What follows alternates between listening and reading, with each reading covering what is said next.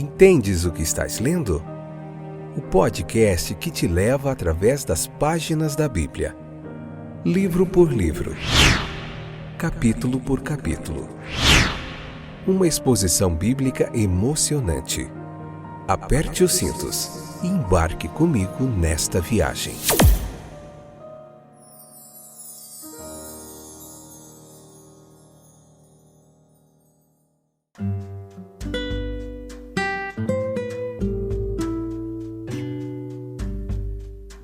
Olá, meus queridos companheiros de viagem através das páginas da Bíblia. Eu sou o Fábio e estou aqui na minha missão, sempre firme e constante, de transmitir para você um conteúdo feito com muito carinho da palavra de Deus, de interpretação do texto bíblico. A gente faz isso com muita dedicação, é trabalhoso às vezes, mas Deus é bom, Ele tem nos dado força para a gente estar aqui, fazendo esse trabalho tão especial que a gente considera este trabalho. Veja que hoje Atos capítulo 7, parte 5, episódio número 806, 10ª temporada. Que bom que você está aí, que você voltou. Vamos lá? Meditar mais um pouquinho no texto bíblico. Joia demais. Vamos continuar falando de Estevão. Leia o versículo 51 ao 60, para você entender do que nós estamos falando aqui nessa explanação bíblica. Aqui a gente tem uma das melhores e uma das piores coisas ilustradas nessa passagem. A fidelidade, ela encontra expressão na repreensão veemente, versículos 51 ao 53. Incomodado, como supomos, pelas interrupções impacientes dos líderes judeus, que a essa altura se mostravam relutantes em ouvir, Estevão, ele os repreendeu numa linguagem forte e rigorosa do texto.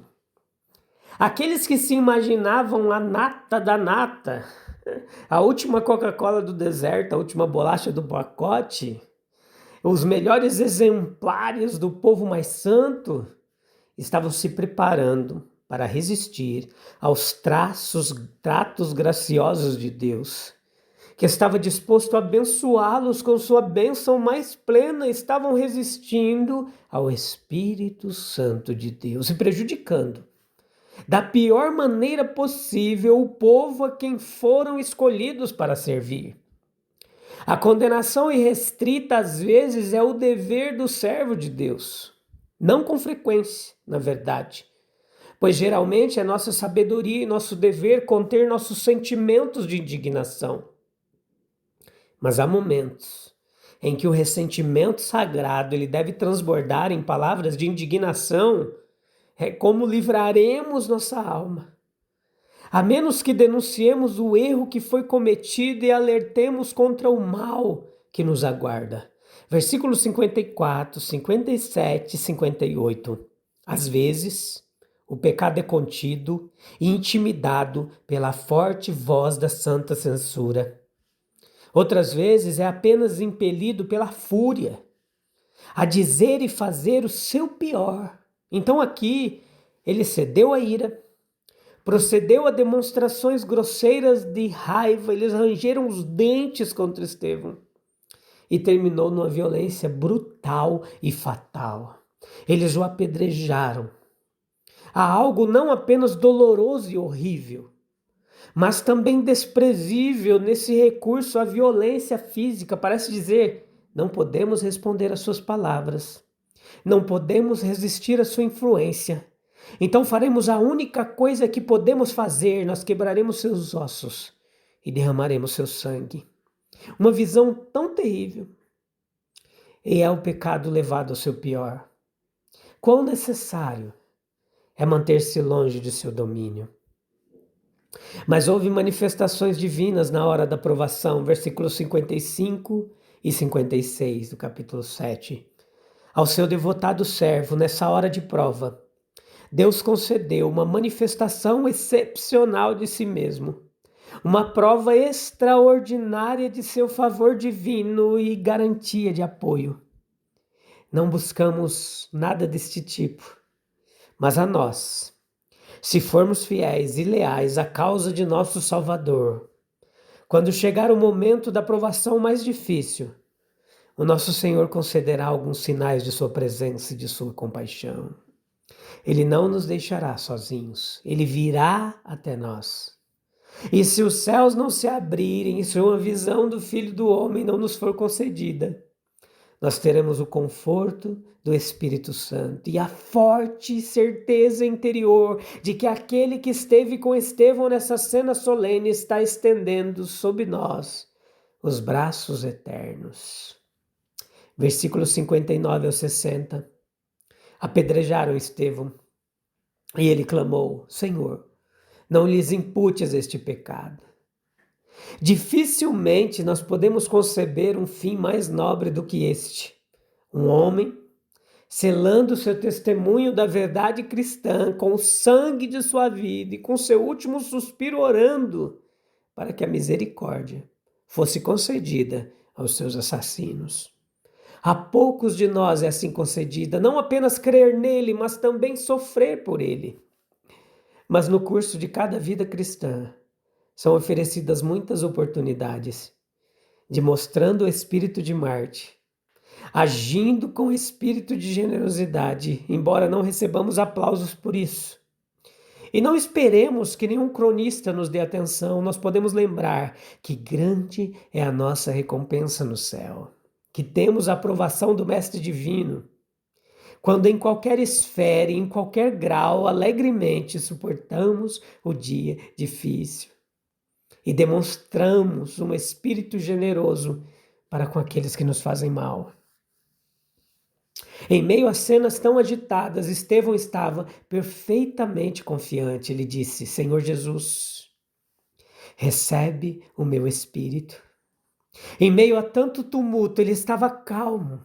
Parecia natural ao historiador escrever sobre sua morte como se estivesse indo descansar. A palavra usada é adormeceu.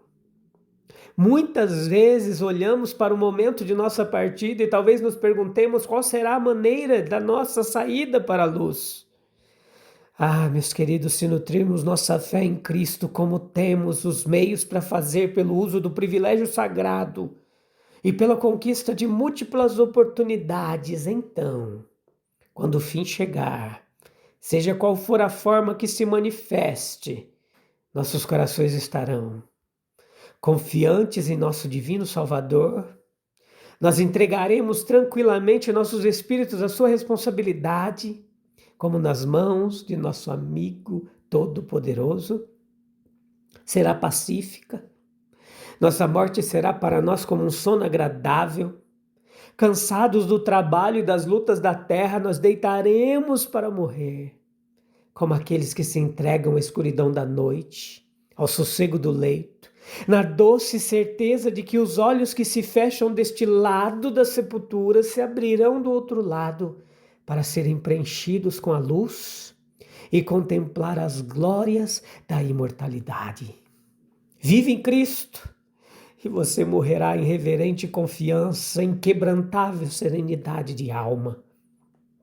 Trespassados no coração pela dor do sentimento de culpa, embora juízes, eles rangiam os dentes contra Estevão, como cães acorrentados que morderiam aqueles que os libertassem.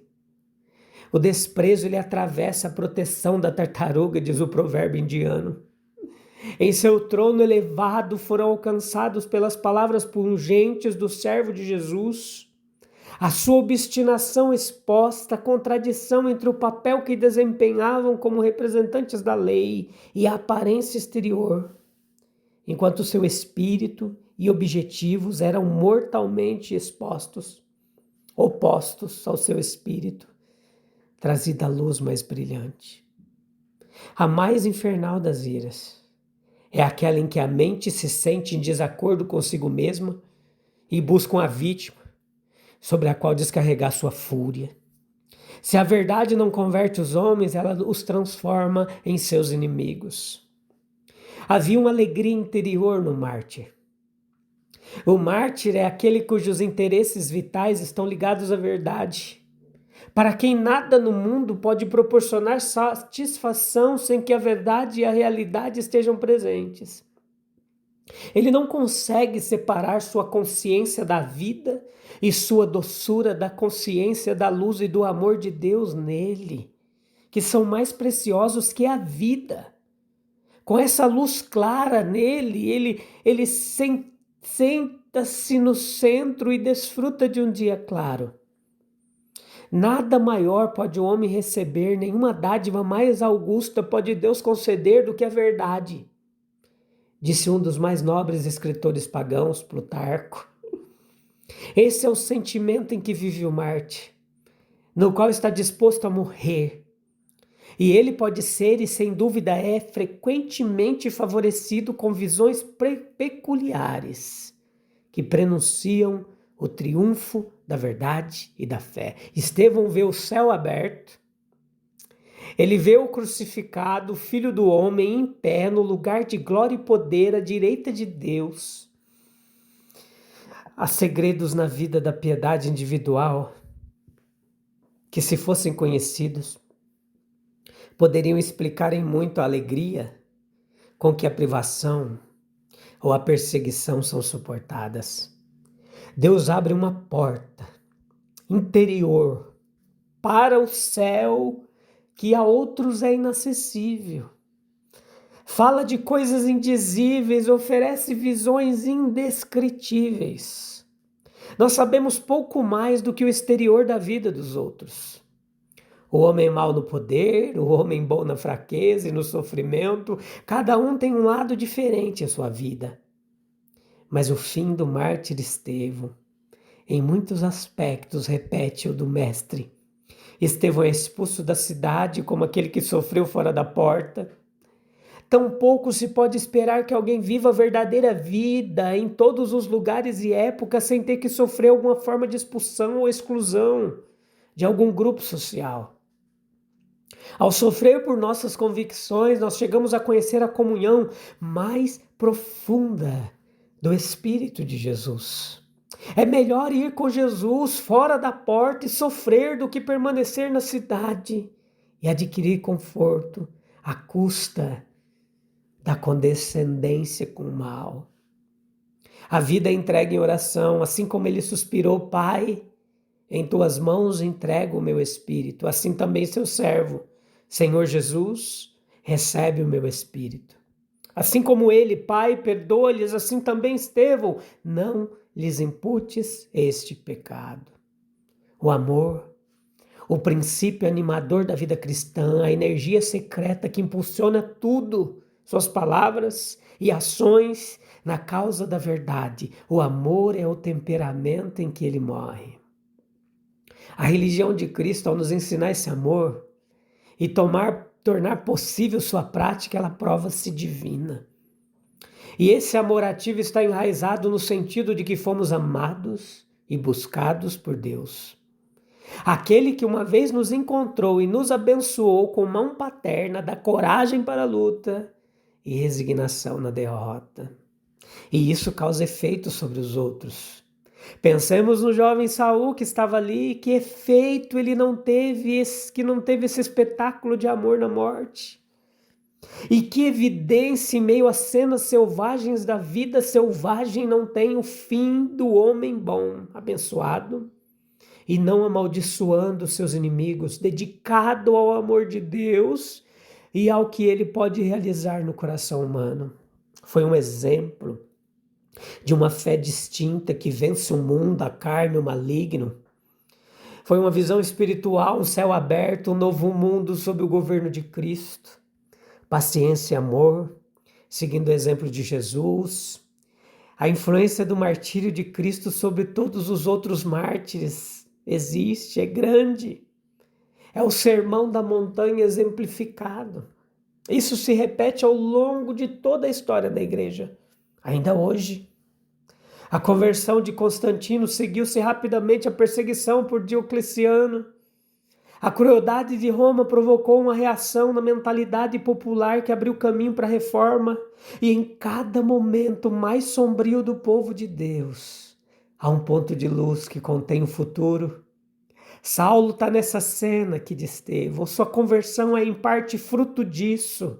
O Espírito começou a agir, instigando com convicção, e assim o sangue dos mártires sempre foi semente da verdade para regar o sangue de Estevão. Regou a convicção no coração de Saulo. Um testemunho maravilhoso da realidade da obra do Espírito Santo.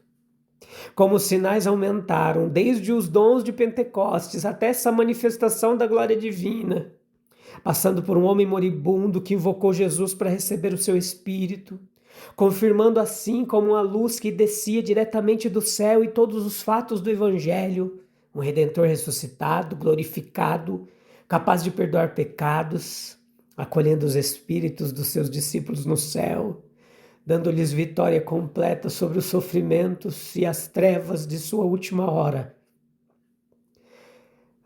Que a gente possa morrer a morte dos justos. É melhor do que viver a vida de um ímpio. De que vale resistir à verdade? Se a verdade que rejeitamos hoje será a luz que exporá nossa escuridão amanhã. Que poder tem a violência dos homens contra aqueles que veem os céus abertos. Oh, Jesus! Glória ao nome de Jesus. Jesus, Estevão é um exemplo vivo de um homem cheio de tua graça e verdade. Dá-nos coragem para falar a tua palavra sem temer. Enche o nosso coração de amor para perdoar quem nos fere, enquanto nossos olhos teimam em ficar olhando as circunstâncias adversas. Nos dê fé para ver os céus abertos. Aleluia, louvado seja o nome de Jesus. Amém, amém e amém. Eu volto. No próximo episódio a gente vai concluir esse capítulo, tá bom? Juntinhos. Um abraço. Deus abençoe até breve. Tchau, tchau.